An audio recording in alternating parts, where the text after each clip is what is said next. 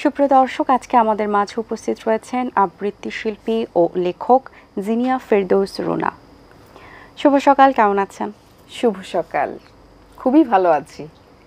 আচ্ছা, সব সেক্টরে তো এখন পরিবর্তন এসেছে, শিল্পাঙ্গনে কি ধরনের পরিবর্তন দেখতে পাচ্ছেন এখন? আসলে আমাদের তো শিল্পাঙ্গনের যে যাত্রা আমাদের দেশের অভ্যুদয়ের সাথে সাথে বা তার আগে থেকে আমাদের যে কালচারাল ব্যাকগ্রাউন্ড বাঙালির, সেটা অনেক শক্তিশালী ছিল এবং এখনও আছে। এখন যেহেতু অনেক বছর পেরিয়ে গেছে, সেখানে সব দিকেই আসলে আমরা অনেক বছর ধরে সামনে এগিয়ে চলছি। তো এখন যেমন নতুন প্রেক্ষাপট, এখানে চাই যে আরও বেশি দেশীয় সংস্কৃতি যেন চর্চা করে এবং শিল্পীদের যে পেশাদারিত্ব, শিল্প চর্চার যে পেশাদারিত্ব, শিল্পকে কেন্দ্র করে যেসব মানুষ আমাদের সমাজকে এগিয়ে নিয়ে চলেন, মানুষকে আনন্দ দেন, সেই মানুষগুলোর যেন জীবন ও জীবিকাটা আরও বেশি প্রসারিত থাকে।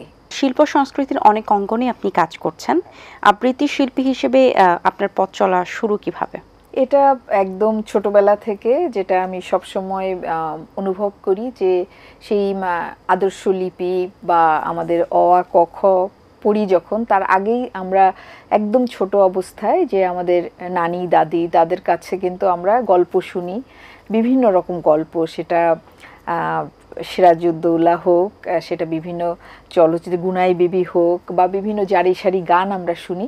সেগুলো শুনে শুনে আমাদের মনোজগতের যে একটা পরিবর্তন এবং আমরা যে বলা শিখি, সেটা শিখতে শিখতে আসলে যে কবিতা বা নাটক, এগুলো ভালোবাসা এবং নিজেকে ওই যে অভিনয় করছে, সিনেমায় দেখছি বড়রা নিয়ে যাচ্ছে, তখন দেখে দেখে মনে হচ্ছে যে আমি যদি ওরকম করতে পারতাম।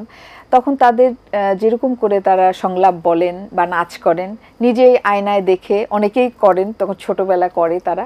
তো সেভাবে করতে করতে আসলে এই যে মানে নিজেকে শিল্পী রূপে দেখার একটা ইচ্ছা মনের ভেতরে বাস করে, সেটা থেকে আসলে মানুষ এই যে বিভিন্ন দিকে কাব্যচর্চা হোক, সঙ্গীত চর্চা হোক, সেদিকে এগিয়ে যায়।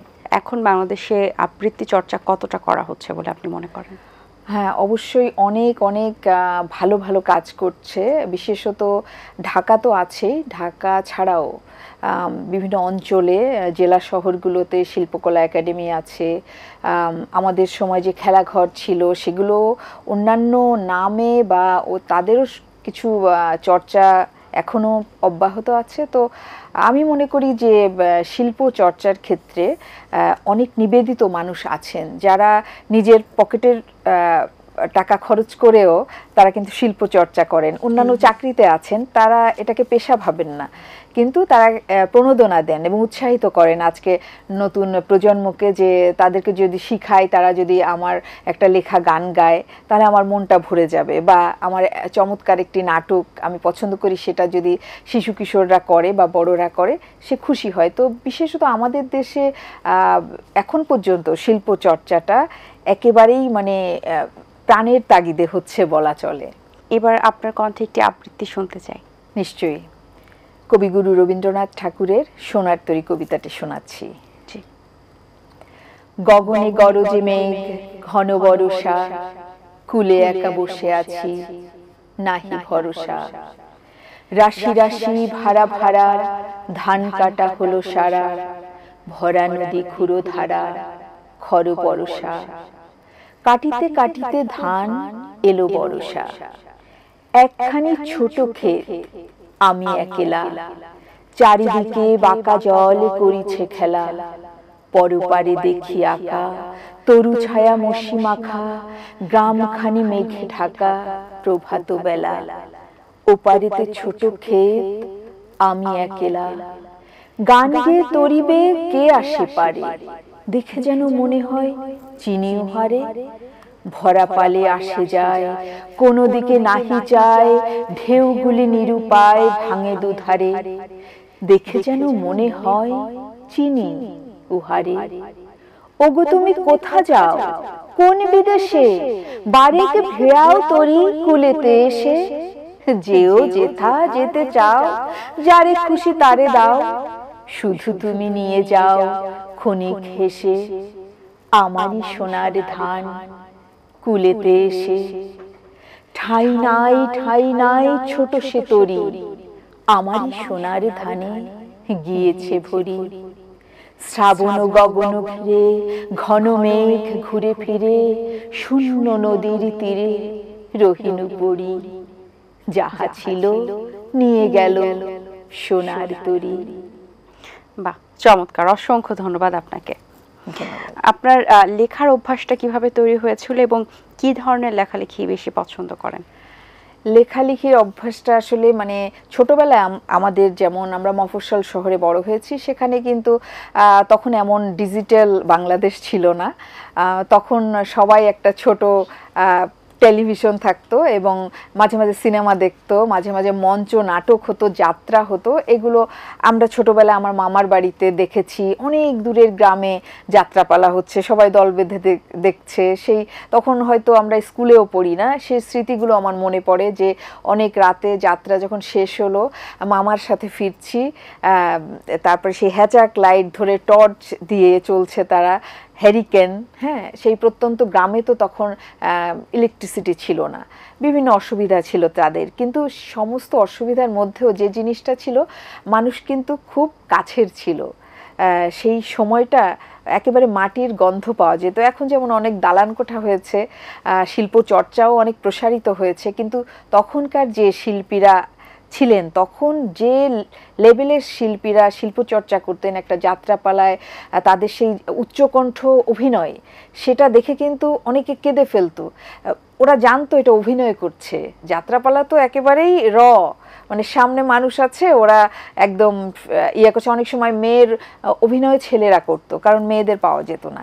তো সেই জিনিসটা, সেটা দেখতে দেখতে আমাদের সেই আসলে সুতিকা গান, যেটা যে গ্রাম বাংলার যেসব জারি সারি গান বা এই যে যাত্রাপালা কিংবা স্কুলে সাংস্কৃতিক প্রতিযোগিতা, এগুলো দেখে আসলে আমরা শিখতাম বড়দের দেখে, এবং বড়রা আমাদের শিখাতেন।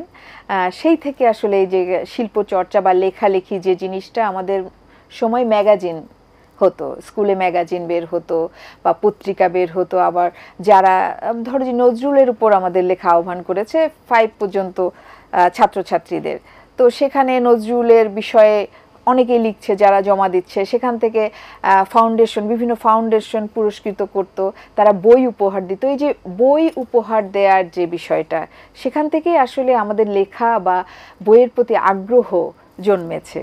আপনি থিয়েটারের নিয়মিত কর্মী, জাহাঙ্গীরনগর বিশ্ববিদ্যালয়ে আপনি পড়াশোনা করেছেন। থিয়েটারের বর্তমান অবস্থা কি, একটু সে সম্পর্কে জানতে চাই।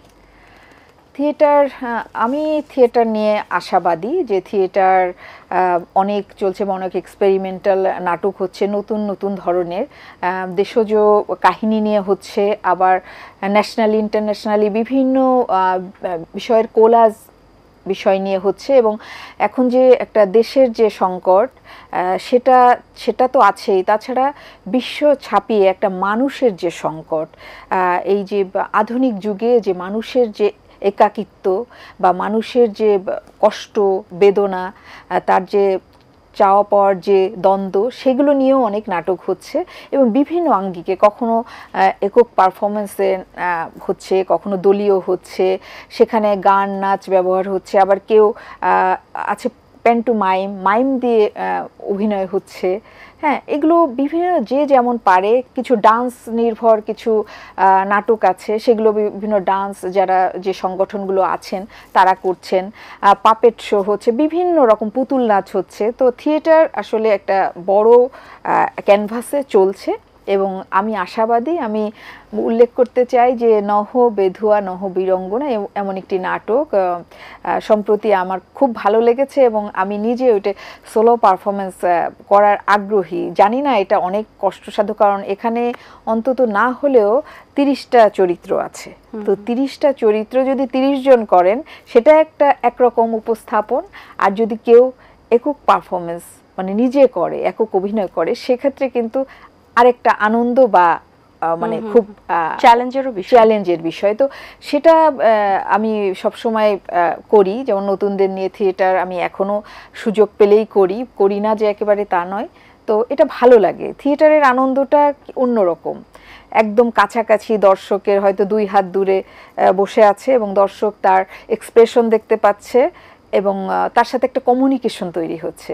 এই কমিউনিকেশনের মানে যে আনন্দ, মানে সেটা কিন্তু ওই মানে ফিল্মে যে পর্দায় বা টেলিভিশনে সেটা কিন্তু অন্যরকম, ওটারও একটা আনন্দ আছে। কিন্তু থিয়েটারে স্টেজের যে আনন্দ, স্টেজের যে পারফেকশন, এটা একবারই হয়, কোনো এডিট করা যায় না। আপনি একাধারে উপস্থাপক এবং সেই সাথে অভিনয় শিল্পী, নিজেকে কোন পরিচয়ে আসলে পরিচিত করতে বেশি পছন্দ করেন? আমি আসলে কোনোটাই খুব ভালো একটা পারি না, যেটা সত্যি আমি বলতে চাই। একটা মাধ্যমগুলো সবগুলোই আসলে খুব আমাকে আকর্ষণ করে। আমার খুব ভাল লাগে কবিতা, লেখালেখি এবং যে অভিনয় দেখা, বা কারো সুন্দর অভিনয় দেখলে আমার খুব ভালো লাগে যে উনি ভালো অভিনয় করছেন, বা ভালো এক পরিচালক একটা ভালো ফিল্ম চিত্রায়িত করেছেন বা নাটক করেছেন। কিন্তু সেটার জন্যে যে জিনিসটা আমার ক্ষেত্রে যেটা হয় যে আমি শখের বশে বলবো, এখনো পর্যন্ত থিয়েটার বা শিল্পী যেটাই হোক না কেন, আমার মতো অনেকেই শখের বশে করেন, কিন্তু আসলে ডেডিকেশন নিয়ে, একটা সময় নিয়ে এবং প্রতিনিয়ত চর্চার মাধ্যমে একজন শিল্পী যে স্তরে পৌঁছাতে পারেন, তার জন্য তার পরিবেশটা দরকার হয়, তাকে মানে উৎসাহিত করার, সাহায্য করার, তার সেই সুন্দর পরিবেশকে নিশ্চিত করার জন্য কিন্তু আমাদের সবার একটা সহযোগিতার প্রয়োজন হয়। তো সেটার জন্য আমি আসলে খুবই উপভোগ করি উপস্থাপনা। রেডিও আমি নিয়মিত কাজ করি, ঘোষণা বা বিভিন্ন একদম লাইভ অনুষ্ঠানগুলো আমার যখন ডিউটি পড়ে তখন আমি যাই, বা টেলিভিশনে যখন আমন্ত্রণ পাই করি, মঞ্চে করি। তো আমার কাছে প্রত্যেকটা জিনিসই মনে হয় যদি একটু আগে আমরা এটা একটা মহড়া বা চর্চা করা যেত, বা বড়দের কাছ থেকে শিখে নেওয়া যেত, তাহলে মনে হয় আরও বেশি সুন্দর হতো। আচ্ছা, আমরা কিন্তু সেই সাথে জানি আপনি অনেক ভালো গাইতেও পারেন। সো আপনার কণ্ঠে দুটো লাইন গান শুনতে চাই। একটি গান এই সময়ের আমার কাছে মাঝে মাঝে মনে হয়, যখন আমি খুব হতাশ হয়ে যাই, তখন এই নজরুলের এই গানটা আমার কাছে খুব আমার মনের ভেতরে একটি নতুন একটা প্রাণ সঞ্চার করে। খেলিছ এ বিশ্বলয়ে বিরাট শিশু, আনুমনে খেলিছ প্রলয় সৃষ্টি তব পুতুল খেলা, নিরজনে প্রভু নিরজনে খেলিছ।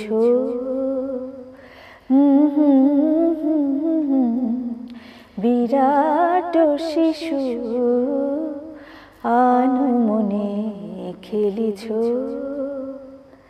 তারকার বিশুষি হে না তব, হে উদাসী পড়িয়াছে তব পায়ের কাছে, রাশি রাশি নিত্য তুমি হে উদাস, সুখে দুঃখে অবিকার, হাসিছ কাঁদেছ তুমি আনুমনে, নিরজনে প্রভু নিরজনে খেলিছ।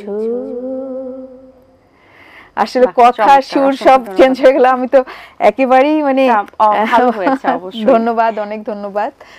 আর আসলে খুব ভালো লাগে যে গল্প করতে সময়টা কেটে যায় একটা পরিপাটি ইয়েতে। এই অনুষ্ঠানটা যে আমরা যে আসি বা আমরা অনেক সময় দেখি, সকালটা আসলে ভরিয়ে দেয় চায়ের চুমুকে অনুষ্ঠানটি। জি, অসংখ্য ধন্যবাদ আপনাকে। সুন্দর গান শুনিয়েছেন, আবৃত্তি শুনিয়েছেন। অনেক অনেক শুভকামনা আপনার জন্য। ভালো থাকবেন সবসময়। অনেক ধন্যবাদ আমাকে আমন্ত্রণ জানানোর জন্য।